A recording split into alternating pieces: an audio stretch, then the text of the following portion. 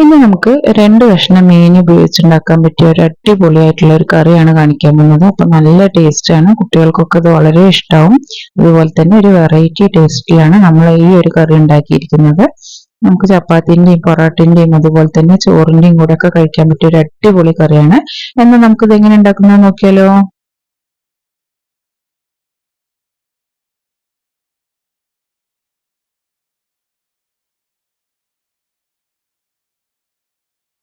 നമുക്ക് 2 കഷ്ണം മീൻ, ഇത് അയക്കോറ മീനാണ്. അപ്പൊ നിങ്ങളുടെ നാട്ടിൽ ഈ മീനിന് എന്ത് പേരാ പറയാന്നുള്ളത് കമന്റ് ചെയ്യണേ. ഇപ്പൊ 2 അയക്കോറ മീൻ മുളകും മഞ്ഞളും ഉപ്പും തേച്ച് വെച്ചിരുന്നതാണ്. അത് നമുക്ക് ആദ്യം ഒന്ന് ഫ്രൈ ചെയ്തെടുക്കണം. ഇപ്പൊ ഒരു പാൻ വെച്ച് പാന് ചൂടാവുമ്പോൾ അതിലേക്ക് 2 ടേബിൾ സ്പൂൺ ഓയിൽ ഒഴിച്ചു കൊടുത്തിട്ട് ഓയിൽ ഒന്ന് ചൂടായി വരുമ്പോൾ നമുക്ക് മീനും കൂടി ഇട്ടിട്ട് ഒന്ന് ഫ്രൈ ചെയ്തെടുക്കണം. ഇപ്പൊ ഞാൻ പറഞ്ഞ പോലെ 2 കഷ്ണം മീൻ വേണമെന്നൊന്നുമില്ല, നമുക്ക് കൂടുതൽ മീൻ എടുത്തിട്ട് ഈ കറി ഉണ്ടാക്കാം. അപ്പൊ നമ്മുടെ കയ്യിൽ ഈ ഒരു 2 കഷ്ണം മീൻ ഉണ്ടായിരുന്നു, അത് വെച്ചിട്ട് എങ്ങനെയാണ് കറി ഉണ്ടാക്കുക എന്നുള്ളതാണ് ഞാൻ ഇന്ന് കാണിച്ചിരുന്നത്. അപ്പൊ നമുക്കിത് ഒരുപാട് മുരിഞ്ഞു വരാണ്ട് കുറച്ചൊരു മീഡിയം സൈസിലൊന്ന് വറുത്തെടുത്തിട്ട് നമുക്കിതൊന്ന് എണ്ണയിൽ നിന്ന് മാറ്റാം. അപ്പൊ നമുക്ക് നമ്മുടെ മീനൊക്കെ ഒന്ന് ഫ്രൈ ചെയ്ത് വരുന്ന സമയം കൊണ്ട് നമുക്ക് സവാള ഒന്ന് ചെറുതായി മുറിച്ചെടുക്കാം. അപ്പൊ നമ്മൾ ചോപ്പറിൽ ഇട്ടിട്ടാണ് ഇതൊന്ന് കട്ട് ചെയ്തെടുക്കുന്നത്. വളരെ ഈസി ആയിട്ട് ചെയ്യാൻ പറ്റിയ ഒരു ചോപ്പറാണ് കേട്ടോ. അപ്പൊ നിങ്ങൾ വാങ്ങിയിട്ടില്ലെങ്കിൽ എന്തായാലും ഒന്ന് വാങ്ങി നോക്കുക. വളരെ സിമ്പിൾ ആയിട്ട് നമുക്കിതിൽ ചെറുതായി മുറിച്ചെടുക്കാനൊക്കെ പറ്റും. നമ്മുടെ മീനൊക്കെ ഒന്ന് ഫ്രൈ ആയിട്ടുണ്ട്. ഈ ഒരു രീതിക്ക് ഒരുപാട് മുരിഞ്ഞു പോവാതെ വേണം നമുക്ക് എടുക്കാൻ വേണ്ടിയിട്ട്. ഇനി അതേ ഓയിലിൽ തന്നെ നമുക്ക് കട്ട് ചെയ്ത് വെച്ച ഉള്ളി കൂടി ഇട്ട് കൊടുക്കാം. 2 മീഡിയം സൈസ് സവാളയാണ് ഞാൻ ചെറുതായി അരിഞ്ഞെടുത്തിരിക്കുന്നത്. അപ്പൊ നമ്മൾ മീന് വറുത്തെടുത്ത അതേ ഓയിലിൽ തന്നെ ഇട്ടിട്ട് ഈ സവാള ഒന്ന് നന്നായിട്ടൊന്ന് വഴറ്റിയെടുക്കണം. അപ്പൊ അതിന്റെ കളറൊക്കെ ഒന്ന് ചേഞ്ച് ആയി വരുന്നവരെ നമുക്കിതൊന്ന് വഴറ്റി കൊടുക്കാം.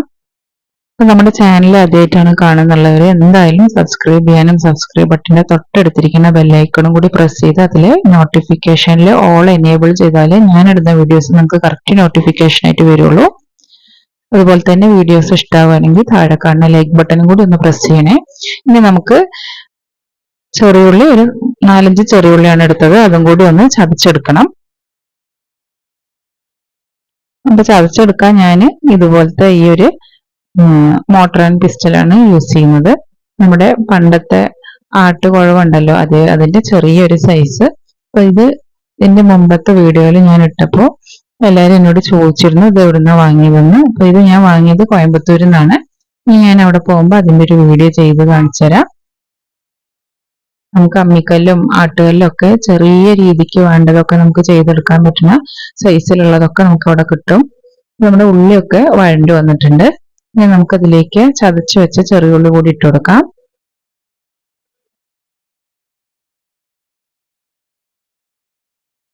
അപ്പൊ അതൊന്ന് 2-3 മിനിറ്റ് ഒന്ന് സോട്ട് ചെയ്തെടുക്കണം. നമ്മുടെ ഈ വലിയുള്ളിന്റെ കളർ ഈ ഒരു രീതിക്ക് വേണം കളർ മാറി വരാൻ വേണ്ടിയിട്ട്. എന്നിട്ട് വേണം ചെറിയുള്ളി ഇട്ട് കൊടുക്കാൻ വേണ്ടിയിട്ട്. ഇനി നമുക്ക് 1 ടീസ്പൂണ് വെളുത്തുള്ളി ചതച്ചതും അതിന്റെ കൂടെ തന്നെ ഒരു 1/2 ടീസ്പൂണ് ഇഞ്ചി ചതച്ചതും കൂടി ഇട്ട് കൊടുക്കാം. അപ്പൊ ഇതൊക്കെ ചതച്ചിട്ടാണ് ഞാൻ ഇടുന്നത്. എന്നിട്ട് അതൊരു 2 മിനിറ്റ് നമുക്കൊന്ന് ചെറിയ തീയിലിട്ടിട്ട് ഒന്ന് സോട്ട് ചെയ്തെടുക്കണം.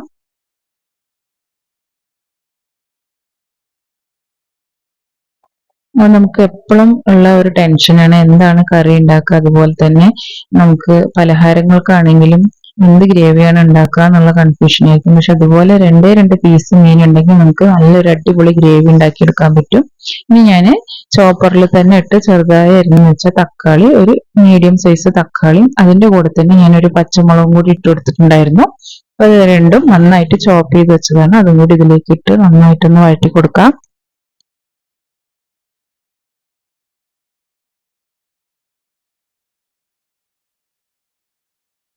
ഇനി നമുക്ക് നമ്മുടെ തക്കാളിന്റെ ആ ഒരു കറക്റ്റ് ലെവൽ വരുന്നവരെ ഒന്ന് വഴറ്റി കൊടുക്കണം. നന്നായിട്ടൊന്ന് ഉടഞ്ഞു വരണം, എന്നാലേ നമ്മുടെ തക്കാളി നന്നായിട്ടൊന്ന് ഒരു ഗ്രേവി ടൈപ്പിൽ കിട്ടുള്ളൂ. അപ്പൊ നന്നായിട്ടൊന്ന് വഴറ്റി ഒന്ന് ഉടച്ചു കൊടുക്കുക.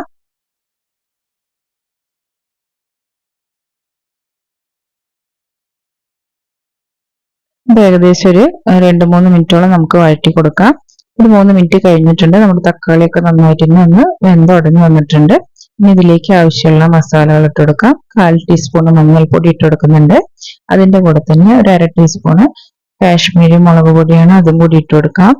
ഇനി 1/2 ടീസ്പൂണ് മല്ലിപ്പൊടിയും കൂടി ഇട്ട് കൊടുക്കണം. ഇനി ഇതിന്റെ കൂടെ തന്നെ 1/4 ടീസ്പൂണ് ഗരം മസാല പൊടിയാണ്, അതും കൂടി ഇട്ട് കൊടുക്കണം. എന്നിട്ടൊന്ന് ചെറിയൊരു തീയിലിട്ടിട്ട് നന്നായിട്ട് ഇതൊന്ന് സോട്ട് ചെയ്തെടുക്കാം. ഒരു മസാലന്റെ കുത്തലൊക്കെ മാറുന്നത് വരെ ഒരു 2 മിനിറ്റ് നമുക്ക് ഈ ഉള്ളിയും തക്കാളിന്റെയും കൂടി ഒന്ന് വഴറ്റി കൊടുക്കണം.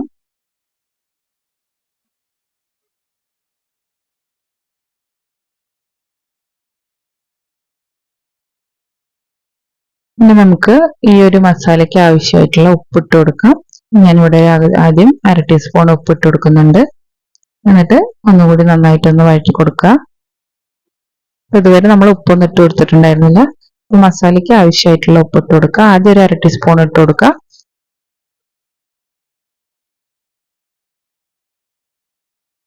ഈ മസാല ഒന്ന് കുഴമ്പ് രൂപത്തിലാവാൻ വേണ്ടിയിട്ട് നമുക്കൊരു 1/2 ഗ്ലാസ് വെള്ളം ഒഴിച്ചു കൊടുക്കാം. ആദ്യം ഒരു 1/2 ഗ്ലാസ് ഒഴിച്ചു കൊടുത്താൽ മതി. എന്നിട്ടൊന്ന് വഴറ്റി കൊടുത്തിട്ട് പിന്നെ നമുക്ക് മീനൊക്കെ ഇട്ട ശേഷം പിന്നെയും കുറച്ച് വെള്ളം ഒഴിച്ചു കൊടുക്കാം. അപ്പൊ ആദ്യം ഒരു 1/2 ഗ്ലാസ് വെള്ളം ഒഴിച്ച് ഒന്ന് ഫ്ലെയിം ഒന്ന് ഹൈയിൽ വെക്കുക. എന്നിട്ട് ഒന്ന് കുറുകണ സമയത്ത് നമുക്ക് മീനും ഒക്കെ ഇട്ട് കൊടുക്കാം.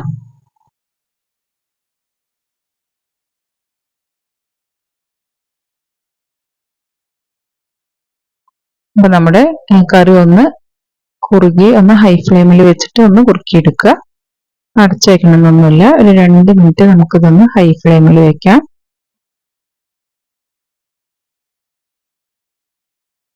ഒരു 2-3 മിനിറ്റ് ഹൈ ഫ്ലെയിമിൽ വെച്ചിട്ട് ഒന്ന് വഴറ്റിയെടുത്ത ശേഷം ഗ്രേവി ഒന്ന് കുറുകി വരും. ആ സമയത്ത് നമുക്ക് മീൻ കൂടി ഇട്ട് കൊടുക്കാം. ഈ ഒരു രീതിക്ക് ആയ ശേഷം നമുക്ക് മീൻ ഇട്ട് കൊടുക്കാം. നമ്മൾ ഫ്രൈ ചെയ്ത് വെച്ചിരിക്കുന്ന മീൻ കൂടി ഇട്ട് കൊടുത്തിട്ട് നമ്മുടെ ഈ മസാലയൊക്കെ അതിന്റെ മുകളിലായിട്ട് ഒന്ന് ഇട്ട് കൊടുക്കുക. ഒരു ഫ്ലെയിം ഒരു ഏകദേശം ഒരു മീഡിയം ഫ്ലെയിമിലാക്കി വെച്ചാൽ മതി. മീനിലേക്ക് ആ മസാല ഒന്ന് പിടിക്കണ വരെ ഒരു 2 മിനിറ്റ് വെയിറ്റ് ചെയ്യുക. ജസ്റ്റ് ഇത് അതുപോലെ ഒന്ന് എല്ലാതും ആ മീനിലേക്ക് ഒന്ന് പിടിക്കണ പോലെ ഒതുക്കി കൊടുക്കുക. ഇനി നമുക്ക് ഏകദേശം ഒരു ഗ്രേവി ടൈപ്പിലാണ് വേണ്ടത്. അതുകൊണ്ട് ഇതിന് ആവശ്യമായിട്ടുള്ള വെള്ളം കൂടി ഒഴിച്ചു കൊടുത്തിട്ട് നമുക്ക് ഇതൊന്ന് അടച്ചു വെച്ചിട്ട് വേവിക്കണം. ഇപ്പോൾ ഒരു 1/2 ഗ്ലാസ് കൂടി വെള്ളം ഒഴിച്ചു കൊടുത്തിട്ടുണ്ട് ഞാൻ. ഇനി അതൊന്ന് കുറുകി വരുന്നവരെ ഒന്ന് വെയിറ്റ് ചെയ്യണം.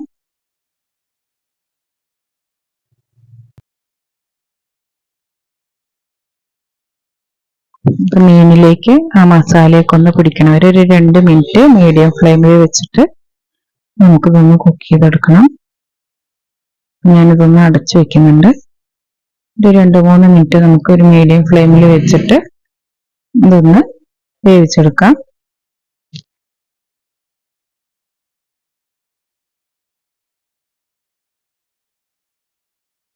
ഒരു 2-3 മിനിറ്റ് കഴിഞ്ഞിട്ട് നമ്മൾ തുറന്നു നോക്കുമ്പോൾ ഈ ഒരു രീതിക്കാണ് വരിക. ഇനി ഇതിലേക്ക് നമുക്ക് ഒരു ചെറിയ നെല്ലിക്ക സൈസ് വലുപ്പത്തിലുള്ള പുളി പൊഴിഞ്ഞത് അതും കൂടി ഒഴിച്ചു കൊടുക്കാം. അപ്പൊ നമ്മുടെ മീനിലേക്ക് ആ പുളിന്റെ ആ ഒരു വെള്ളമൊക്കെ ഒന്ന് പിടിക്കുന്ന വരെ ജസ്റ്റ് ഇതുപോലെ ഒരുപാട് ഇങ്ങനെ മീനിട്ട് ഇളക്കി കൊടുക്കരുത്, പെട്ടെന്ന് ഉടഞ്ഞു പോകും. അതുപോലെ എല്ലാ പകുതിക്കൊന്ന് വരുന്ന പോലെ ആ മീൻ പൊഴിഞ്ഞ വെള്ളം കൂടി ഇട്ടിട്ട് ഒന്ന് മിക്സ് ചെയ്ത് കൊടുക്കുക. 2-3 മിനിറ്റ് നമുക്ക് ഇതുപോലെ ഒന്ന് സോട്ട് ചെയ്ത് കൊടുക്കണം. അപ്പൊ ഞാനിവിടെ അയക്കോറ മീനാണ് എടുത്തിരിക്കുന്നത്.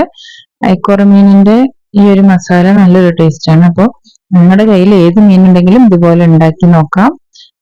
അധികം മുള്ളില്ലാത്ത മീൻ എടുക്കുന്നത് കുറച്ചുകൂടി ബെറ്റർ ആയിരിക്കും. ഇനി നമുക്ക് അവസാനമായിട്ട് ഇതിലേക്ക് 1 കപ്പ് നല്ല കട്ടിയുള്ള തേങ്ങാപ്പാലാണ് ഒഴിച്ചെടുക്കുന്നത്. അപ്പോൾ ഈ ഒരു തേങ്ങാപ്പാലാണ് ഈ ഒരു ഗ്രേവിക്ക് ഒരു വെറൈറ്റി ആയിട്ടുള്ള ഒരു ടേസ്റ്റ് ഉണ്ടാക്കുന്നത്. തേങ്ങാപ്പാലിൽ ഒരു മധുരം ഉണ്ടാവില്ല. ആ മധുരം നമ്മളിട്ട എരിവും ആ ഒരു മസാലേന്റെ ആ ഒരു തിക്നെസ്സും പിന്നെ അതുപോലെ തന്നെ നമ്മുടെ ഈ മീനിന്റെ ആ ഒരു മണവും നല്ല അടിപൊളിയായിരിക്കും. എന്തായാലും ഇതുപോലെ ഇങ്ങനെ തേങ്ങാപ്പാൽ മാത്രം ഉപയോഗിച്ച് ഉണ്ടാക്കി നോക്കുക. നല്ലൊരു ടേസ്റ്റ് ആണ്. നമ്മൾ വേറെ അധികം അങ്ങോട്ട് എരിവൊന്നും ആഡ് ചെയ്തിട്ടില്ല. നമുക്ക് ഇതിലേക്ക് ആവശ്യത്തിനുള്ള ഉപ്പ് കൂടി ഇട്ട് കൊടുക്കുക. പിന്നെ ഒരു 1/4 ടീസ്പൂൺ കുരുമുളക് പൊടി മാത്രം ഇട്ട് കൊടുക്കുക. വേറെ നമ്മൾ പ്രത്യേകിച്ച് ഇതിലേക്ക് എരിവ് ആഡ് ചെയ്യണമെന്നൊന്നുമില്ല. അതുപോലെ തന്നെ പ്രത്യേകം ശ്രദ്ധിക്കേണ്ട കാര്യമാണ്, തേങ്ങാപ്പാൽ ആഡ് ചെയ്യുമ്പോൾ ഫ്ലെയിം ഒന്ന് നന്നായിട്ട് സ്ലോ ചെയ്യുക. നല്ല സ്ലോ ഫ്ലെയിമിൽ ഇട്ടിട്ട് ചെയ്യുക. എന്നിട്ട് അവസാനമായിട്ട് കുറച്ച് കറിവേപ്പിലയും കൂടി ഇട്ട് കൊടുക്കാം.